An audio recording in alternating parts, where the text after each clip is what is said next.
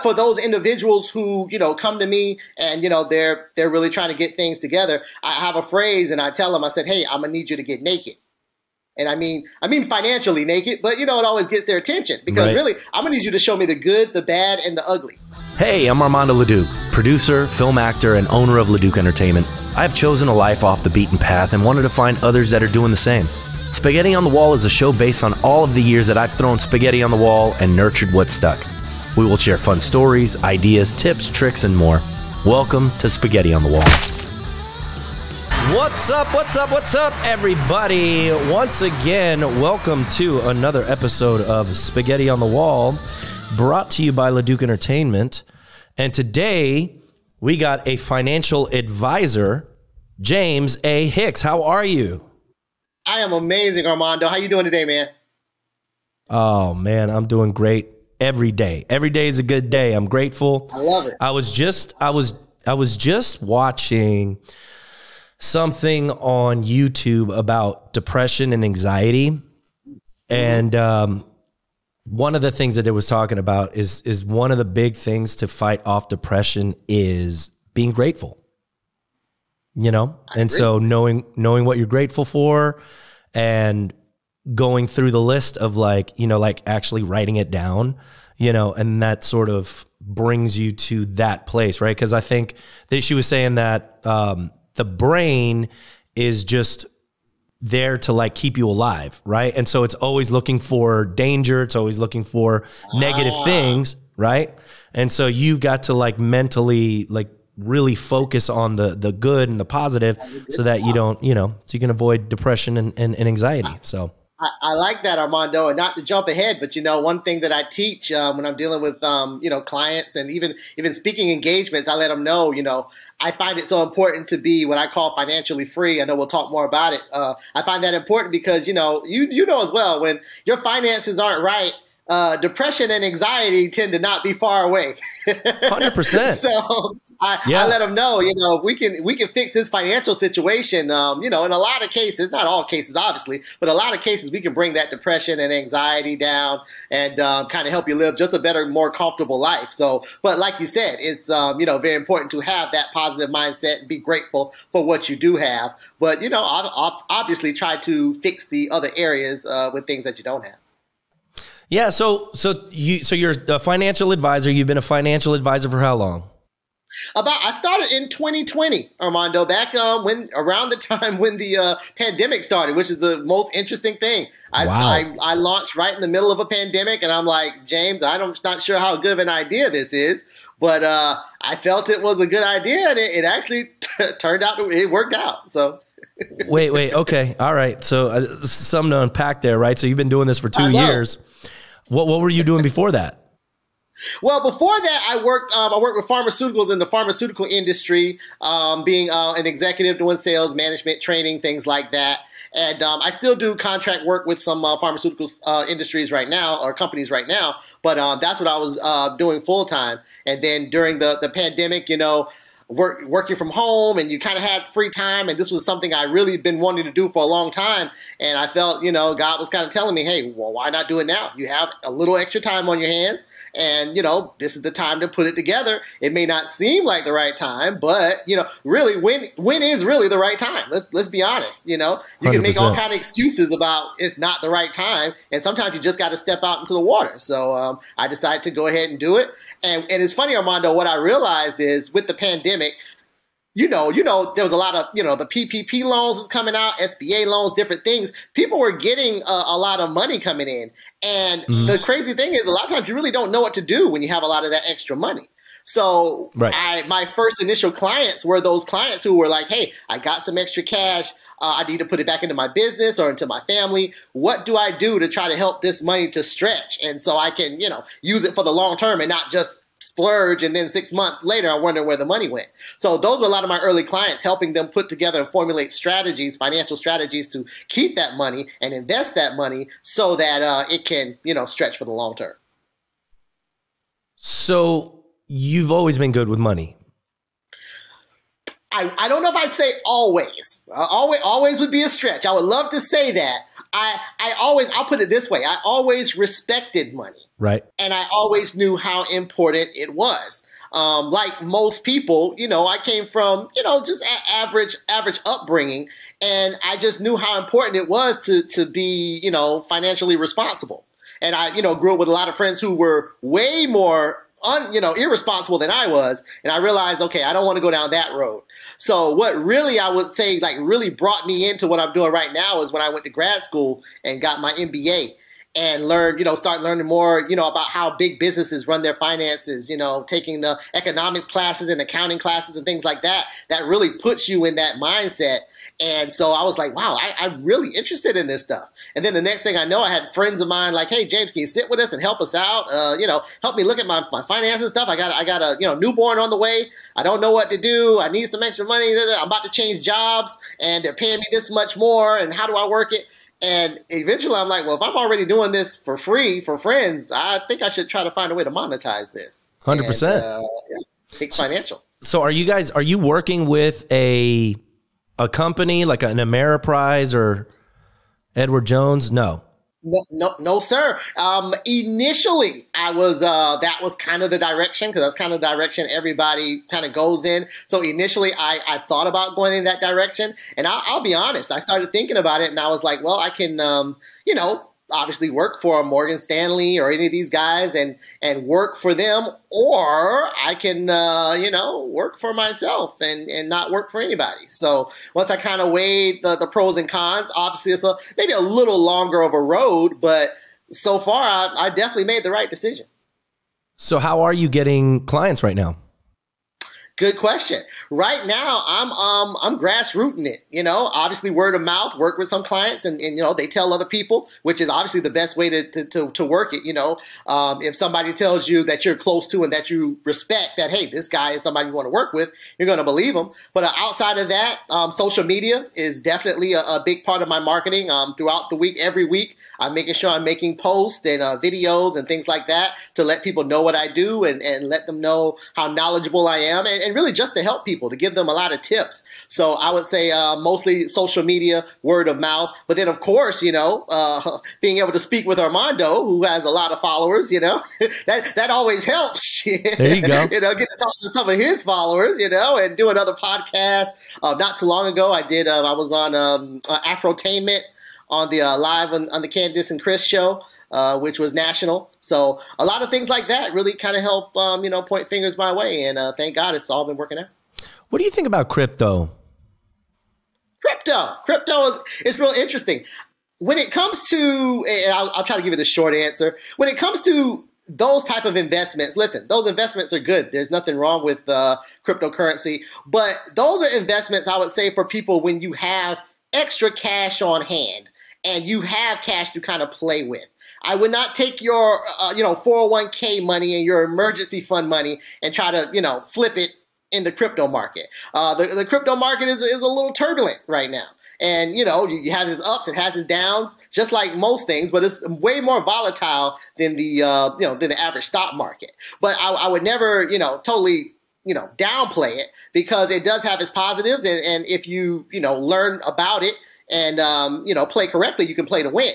But, what I suggest anybody who's, already kind of dealing with some financial issues to, put 10 grand into the market of cryptocurrency, I definitely wouldn't do that. But if you're already doing well and you're trying to diversify, and maybe you're, looking to get into another area of finance that can be lucrative down the line, and you have money to kind of play with, then yeah, we definitely talk about it. So what are the people doing? They're paying you monthly on a retainer, and you're sitting with them and you're going over P&Ls and you're telling them where they, how they're spending their money, how they should be spending. I mean, how what exactly?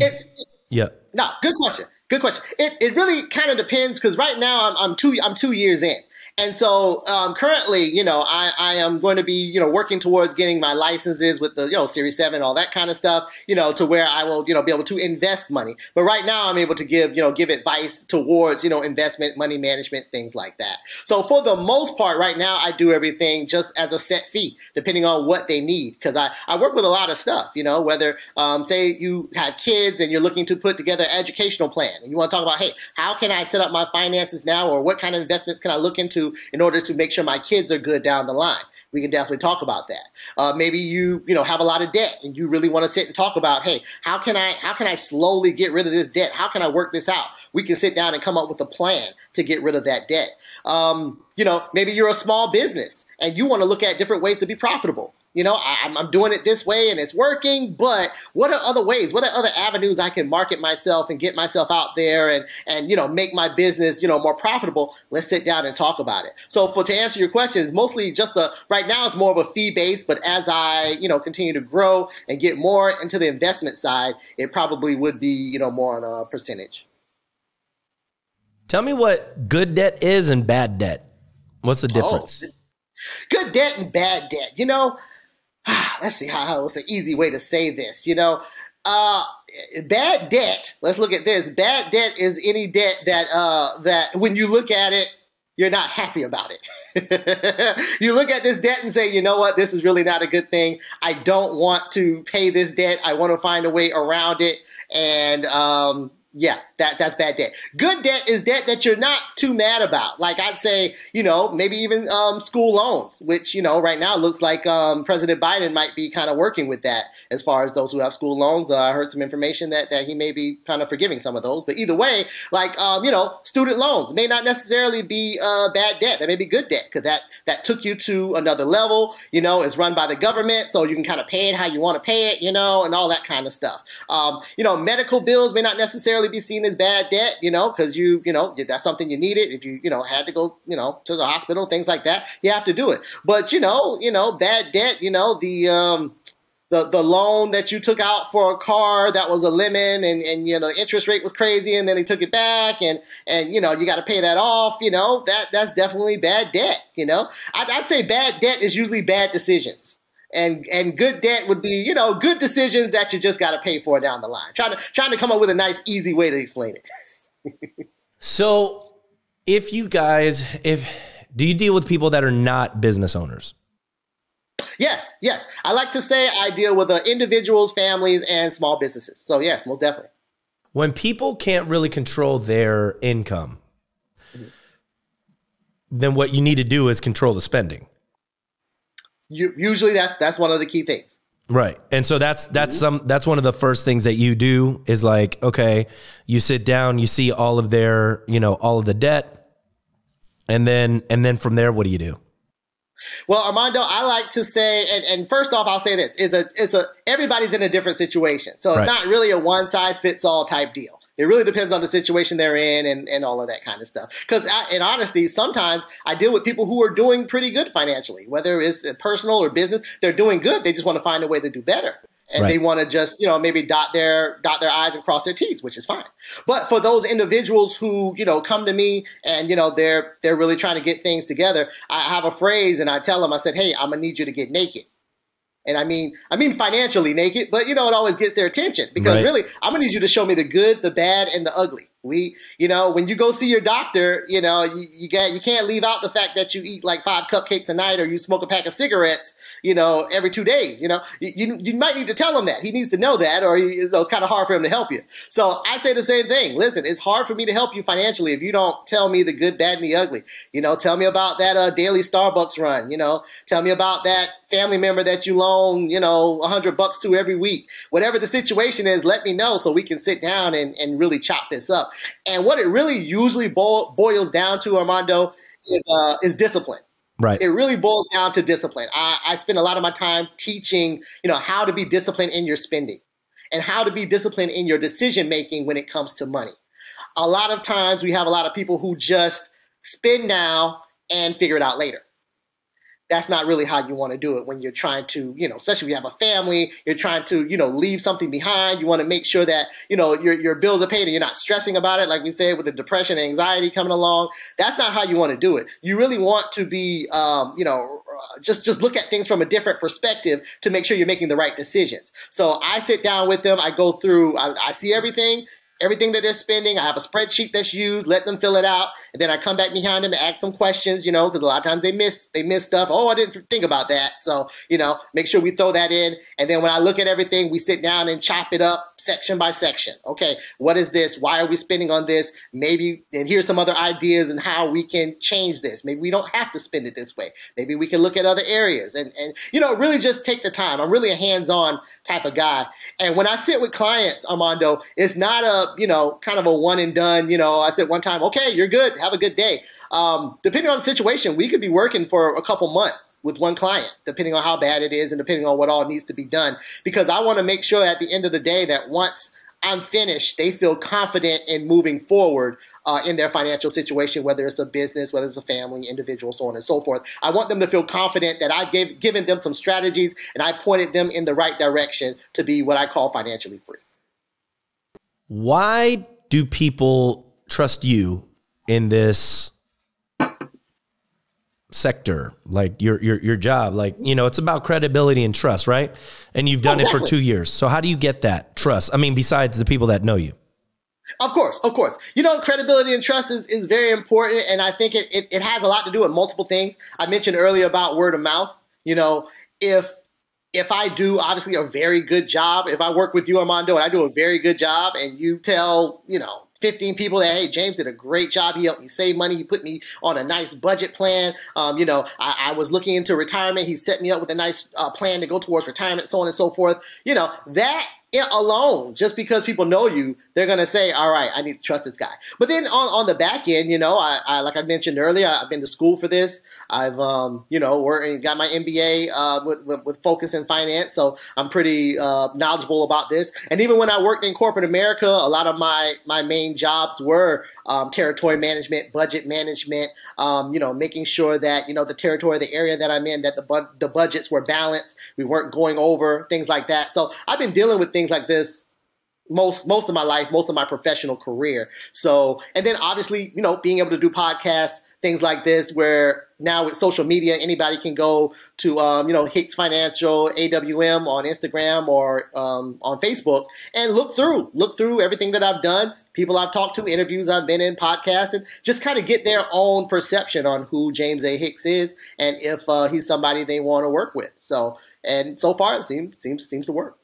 How do you quantify success? How do I quantify success? For me personally, success is really built around, I'd say mostly my family and, the people that I love. I want them to, look at me as a brother, as a, son, so on and so forth, and say, you know what, James is, he's a good guy. He's successful. He's, somebody I can trust. And as far as friends and other extended family members, cousins and things like that, I want them to know that, hey, my cousin is somebody I can trust. He's somebody that I would refer to other people.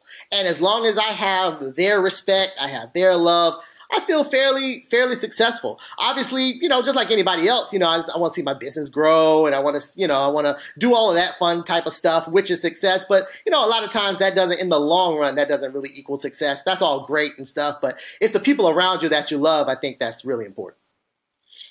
So how do you know if you do a good job with someone? How do they know that? At what point? How do they know or how do I know? Well, how do they know and how do you know? Okay, good question. Good question. If I'm working with somebody, I always, just like any industry, I think I call it the light bulb. I like to see when the light bulb goes off. When I say something or I give them a strategy and they're like, that's a good idea. That really can work, And once they see the pathway that I'm taking them in and they see that it's doable, then they know that, okay, this can work. This is the direction that we need to be going in, and this can work. So it's really that light bulb moment, and that takes time, Armando. That's not like I said, it's not a one and done. It's really building relationships because how I have said before is I want to be that person that is now a part of the family. I'm sure you have a family doctor and maybe a family lawyer and a family mechanic that, hey, when my car breaks down, this is who I'm going to. When my kids are sick, this is who we're going to. When I have a legal issue, I'm going to this guy. This is my lawyer. This is my guy. I want to be that financial consultant for the family. Hey, when I'm getting ready to start a new business and I need somebody to look over, this financial paperwork and help me, we need to call James. Or, I'm looking into buying a new house and, I need to find out how I'm going to afford this and how to squeeze this in the budget, so on and so forth. Let's call James. Let's have him sit down and do that. That's how I look at it from, hey, this is a good thing. This is success. And I'm winning when I know that person will either refer me to somebody else or I'm able to work with them on more than one occasion. Then I know I've done my job. Is part of your job sort of a, like person, how personal trainers are like, stop eating them cupcakes, stop. What are you doing? You know what I mean? Like, are you getting in people's butts when they're messing up? You know what?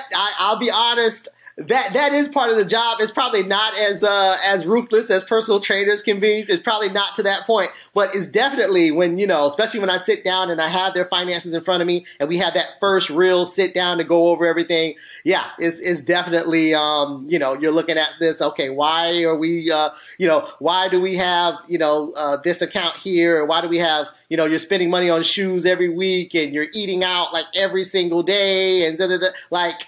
Okay, and I like to calculate things by the year, because the thing is, when you're spending $10 a day on lunch every day, it's $10. That's how you see $10. But Monday through Friday, that's $50 a week. And you look at it, 4 weeks, that's $200 a month. 200 in a whole year, it's over $2,000 plus dollars. Once they see that, I spent $2,000 plus dollars on eating out wow. That's the light bulb. Right. Okay, I got to do something. I got to do better. This is a lot of money. I could have used that $2,000 for a whole bunch of other stuff. I could have went into my emergency fund. I could have used that in an investment account, so on and so forth. So I hold their hand. I like to say that. I hold their hand and I hold them accountable. I do hold them accountable once we come up with a plan and we're doing this. I like to do follow-ups. My clients, I follow up with them every couple months and say, hey, I just want to see how things are going. Do we need to sit down and review this? Because every now and then things happen in life and we need to review that budget that we set up or that plan that we set up for your business. We may have to relook at it because, business is doing good and it's blowing up. So, okay, let's relook at it. Or the money that they thought they were going to bring in, maybe they're not bringing in as much. So once again, we got to come back and relook at it. So I definitely hold their hand, but I try not to beat them up like some personal trainers do. I've had, which sometimes is needed, but I've had some good personal trainers. But I definitely, I call it a partnership. I partner with my clients. We're working at this together. Well, I'm in it with you. So we're going to figure this thing out. And as long as they're working, I'm working. And it tends to work better that way when they see it as a partnership. Is there, so they're working with you on a monthly basis, right? Like it's a retainer? It's not just one. The bulk of the work probably is the first 2 months, right? Because you're like getting in, you're seeing what they're doing. And then after that, it's just maintenance, right? Right. After that, once things are rolling, it's just maintenance. And like I said, it depends on the situation, different packages and plans, because some people may want me to, hey, for the first 6 months, I really, I want you to follow up with me. I want to be able to run questions by you, so on and so forth. And we can set up a plan for that. But, if they feel like, hey, after the first 2-3 months and we get everything together, I feel like I'm okay. I'm okay. But if I need you, I'll come back. But I'm good. Then, we can take the training wheels off and let them do it. And then they can just kind of follow up when they want to. So it's a different, like I say, different strokes for different folks, depending on the situation, depending on what that family or that business needs. We'll work out a package to work with that individual or that company. What are some of the objections that you hear when you're dealing with people and as to why they don't hire a financial advisor? The biggest one is they don't think they need one. That's the biggest one. They don't think they need one. It goes back to the you mentioned personal trainer. I say the biggest reason that people don't hire a personal trainer, they don't think they need one. I got it. I can do this. I go to the gym. Go to the gym, work out, for 30 minutes or so. Instead of eating 3 donuts today, I'll eat 1. And they think they have it under control. To me, it's the same thing when it comes to finances. You think that I have it under control. Okay, I'll just, I'll just, not pay my light bill today, and I'll put this money over here, and they try to come up with strategies, but I have another phrase I like to say, if I break my arm, I'm not going to try to fix it myself.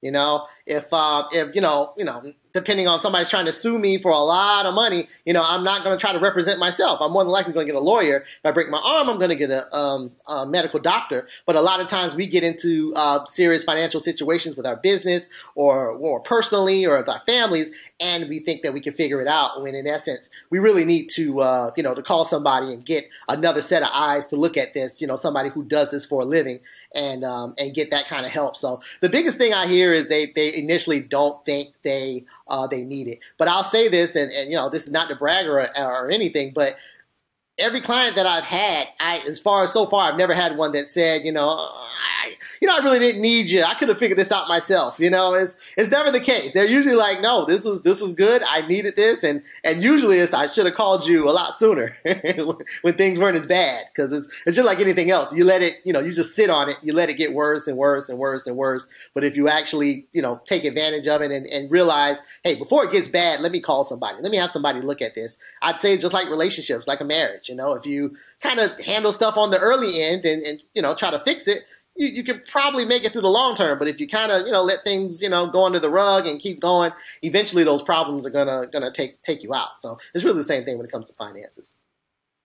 Do you think a prenup is non-romantic? Depending on how your assets, I think the prenup is one of the smartest things you can do.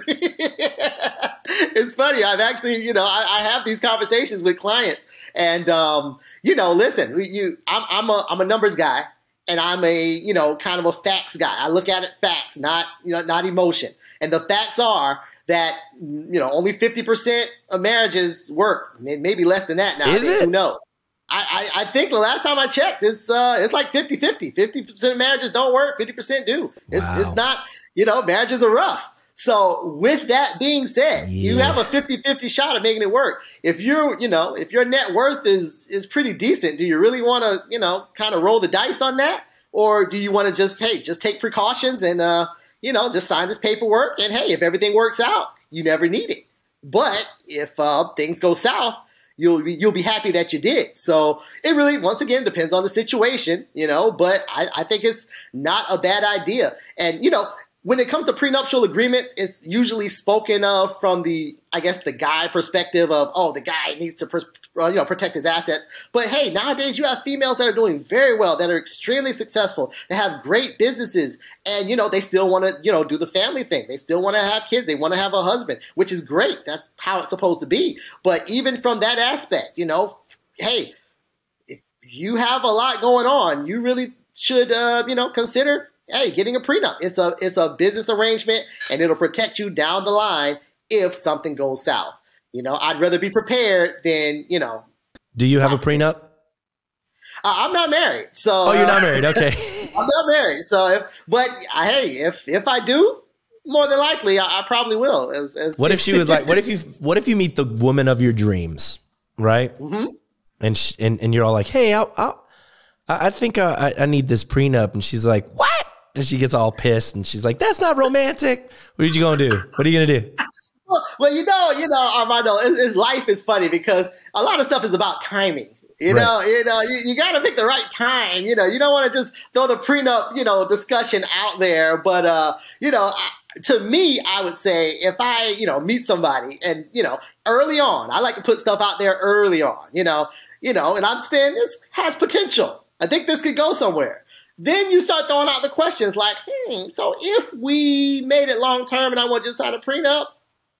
Is that how you would bring it up? How would you bring it up? Is it like that? Just kind of tiptoe around a little bit.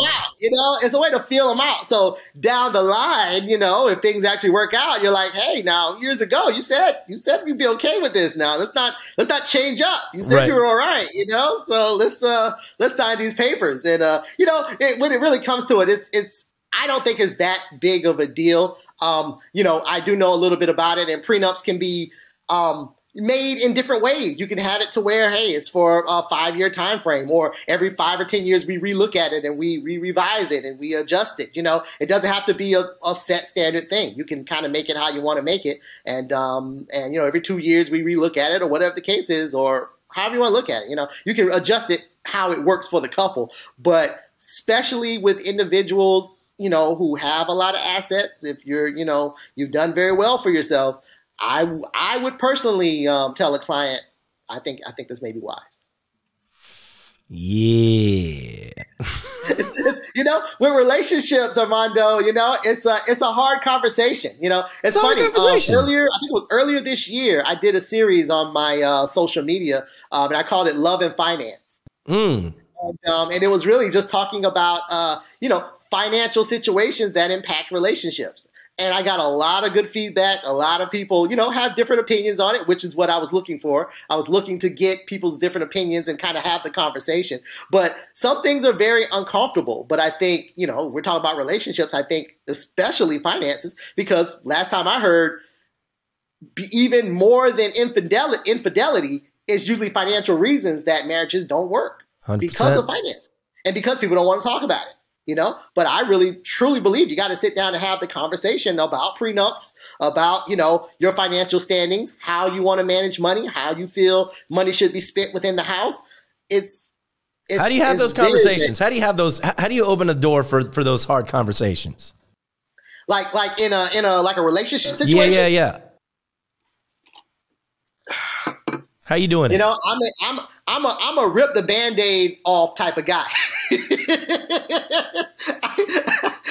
I say just do it, like Nike. Let's just do it. But pick the right timing. I think if you know it's going to be a hard conversation, maybe do it over a nice dinner or something. When the person's relaxed and they're happy, or you're taking a nice walk, super drunk, in a nice park.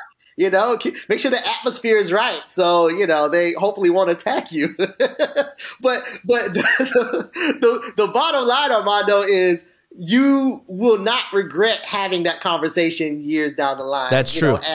That is a true statement.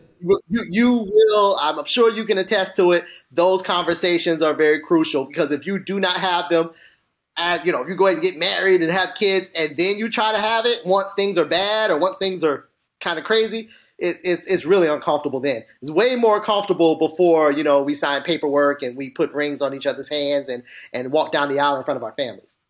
I feel like there could be a job that gets sprung from this idea, like the mediator consigliere, you know what I mean? Like there's a mediator that comes in and, and like sort of talks on your behalf. Maybe not a therapist per se, but like a mediator that's like, hey, so-and-so wants to talk to you about a prenup, doesn't know like the right time to do it, but, doesn't want to get stabbed, doesn't want you to start yelling. So that's why I'm here, so let's talk about this. Wouldn't that be good? The earlier the better. That is what I would tell the client. The earlier the better. Rip the Band-Aid off. Have the conversation, because you may be surprised. You might have somebody that agrees. They're like, oh no, I definitely want a prenup because I have a trust fund waiting on me when such and such a time, and then it comes out. I right. want you to have access to that. So if this doesn't work out, I want to have my money. You never know people's situations. So they may be 100% on board, and you're all nervous because you think you're the big dog, not knowing that she has her own stuff lined up. So there you go. Hey, you never know. Man. You never know. I do want to play with this idea of like a mediator for hire. There are mediators for hire though, aren't there? Aren't there mediators? That, I mean, you can hire me. I mean, I could do it. I don't think. There you go. Look, James A. Hicks has agreed to mediate for you for all of those hard questions and conversations that you're going to have with your significant other. He said he will come in and he will mediate that conversation. Is that true? Is that what you're saying? I can definitely do that. And I don't know why, Armando. The first thing that came to my mind, I'm not sure if you've seen that old movie now, Wedding Crashers. Oh yeah. And in the beginning of the movie when they're, I think it was a divorce then, but they're mediating for the couples, who gets what, and they're acting crazy, and that comes to mind. And that was like the funniest scene to me in the whole movie. But yeah. But now that you keep bringing it up, I'm like, maybe I should add that on my website. Like, maybe you should. I think people don't. I think there's conversations that aren't necessarily had because they're too hard and people don't like conflict. right? People you're don't, right. people You're right. are not, for the most part, don't like the conflict, would rather You're right about not this. stir up anything. No, So if and it's funny. if you had somebody that could like, sort of lubricate that process a little bit, you know what I mean? And make it a little bit more palatable, might be a good job. You know what I mean? No. Might be a good service. How much would you charge for a service like that? That's a good one. I would have to crunch the numbers to see. But, Armando, you made a good point because I work with a lot of couples. Like I do work with a lot of couples, whether they're, about to move in together or about to get married, so on and so forth, or already married. I have a lot of couples who are already married. And one of the big things I notice is, that the left hand doesn't know what the right hand is doing. So the wife is spending money, the husband's spending money, and we don't really know kind of what's going on. But then when we look at the accounts, everything is low. But, if nobody's talking and having the conversation, you're never going to really know what's going on. All you know is we're running out of money and so on and so forth. So it's funny because I think I have in a few situations with couples, I was kind of that mediator to kind of bridge the gap because I got the information from the wife, got the information from the husband. I'm putting it together and I'm like, hey, do you know she buys shoes every week? And, hey, do you know he goes to the bar and pays for all his buddies every Friday, Everybody's looking at each other like, you do what? And, I'm like, hey, listen, let's not fight. Let's work this out. Let's put this plan so together. you don't just drop those bombs and then leave. You're like, hey, I'm just letting you know that she spends shoes. I'm out, right? Like Skeletor meme. Be like, hey, your wife spends too much on her shoes. I'm out of here. Till next week. Be like, what? I try to stick it out. My job is to stick it out with them. I stick it out. And once again, we come up with a plan. And I have, once again, I'm the partner in this family. I try to get them, hey, we got to work together. The left hand needs to know what the right hand's doing, especially when it comes to money, because you don't want to be confused. You don't want to, credit card bills is coming in and you don't know who's spending the money. I've heard some stuff, man. It gets really, really bad when you don't want to have the conversation because it's uncomfortable. And yes, it is uncomfortable. And you're going to have a referee shirt and a whistle? You should, man. You got to brand it, man. That's what I see it. I see it like branding, like he's the ref. I make sure that they are kind of not like close to each other. I have one sitting on one side, one on the other side. That's good. Especially when I've already seen the numbers and I know it could get sticky. Okay, you're over here, you're over there, and I'm kind of in the middle. And so you're like, hey, do you prep them? Do you prep them when it's about to be a big number? You're like, all right, guys, listen. Y'all got tequila? Because I'm about to drop some like really like bad news. Those have been the longest sessions. Usually when you're dealing with a couple and you're dealing with each of them don't know what's going on and you have to really kind of go through it. That can take a while. A good easily an hour to really go through everything and to kind of calm people down and say it's going to be okay. We're going to work our way through it. And it at the end of the day, usually things kind of smooth out, but you got to have the conversation, man. Not like you said it. You got to be willing to talk about it, even if it's uncomfortable. You got to have the conversation. You got to be honest about stuff. That's the only way. The only way to fix it. I think that's and you make a good point, right? A lot of people just don't want to be honest. They don't want to be honest, not to just their spouse, but they don't want to be honest to themselves. Oh, hands down. Why do we do that? And like I mentioned earlier, is honesty and discipline. We live in a society that, you watch TV, you watch social media, whatever you watch, it's showing you should have this, you could buy this, come grab this, come pick up this. Everything is made that, you should have it, you should have it, you should have it. And I don't have an issue with you having it as long as you can afford it. If you can afford it, you can have whatever you want. Right. But if you can't afford it, then you cannot have it. Right. So nothing is really geared towards discipline, telling yourself, no, even though I want this purse or even though I want this flashy new car or so on and so forth, I can't afford that right now. So I need to wait. Everything is, if you come here, we'll find a way to let you walk out with this. We'll put you in a lot of debt and you'll regret it later, but you'll walk out with this particular item. And that is the society we live in. So I'm really, kind of teaching a new way. Say, hey, there's a new way to think about this thing. I can set up a strategy. If you really want this, we can set up a strategy where you can't afford it. It may take time. You can't pick it up tomorrow. but maybe in 6 months, maybe 7 months, and then you will not stress the first time you get that first car note.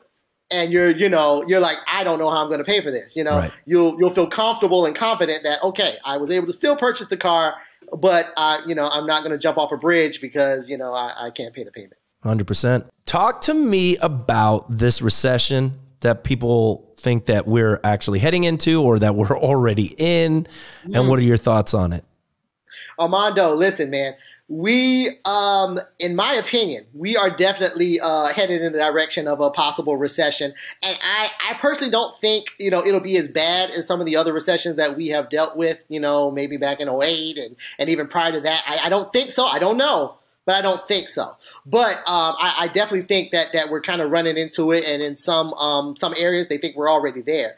And my thing is, knowing that information, I always I'm talking to my clients now about preparation.